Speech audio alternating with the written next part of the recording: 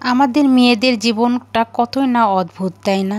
সেহরিতে রান্নাবান্না করতে হবে এই জিনিসটা আগে আমাদের মাথায় থাকতো না। বিয়ের আগে সব দায়িত্ব মায়ের উপরই ছিল। আসসালামু আলাইকুম, সবাই কেমন আছেন? আশা করি সবাই ভালো আছেন। আল্লাহর রহমতে আমরাও ভালো আছি। আর বিয়ের পর থেকে এই যে দায়িত্ব সেহরিতে উঠে রান্না বান্না করতে হবে, তেমনি কিন্তু আমি কিন্তু দায়িত্ব নিতেও পারি।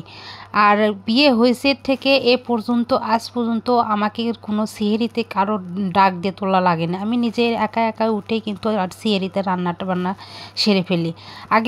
বিয়ের আগে ভয়েতে বাইরেই বাড়াতাম না, আর এখন রান্নাঘরে একা একা বসে রান্না করতেছি। কোনো মানে যে জনশূন্য কেউ নেই, সবাই ঘুমাচ্ছে আর আমি রাতের বেলা একা একা রান্না করতেছি।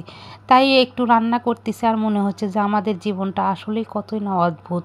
বিয়ের আগে কতই ভয় করতাম, আর বিয়ের পর থেকে এই যে রান্না বান্না একা একা নিজে হাতে করতে হয়, কারো মানে যে হেল্প ছাড়া নিজে নিজেই করি। আর আজ পর্যন্ত কিন্তু কোনো দিন আমাকে কিন্তু ডেকে তুলে দেওয়া হয়নি যে তুমি রান্নাটা করো। আমি নিজের থেকে উঠে রান্না বান্না করি, কে কী পছন্দ করবে সে অনুপাতেই রান্না করি। সেটা 2 রকমের রান্নাই হোক আর সেটা 10 রকমের রান্নাই হোক, আমি নিজে হাতেই সামাল দিই। সবাই ভালো থাকবেন। আল্লাহ।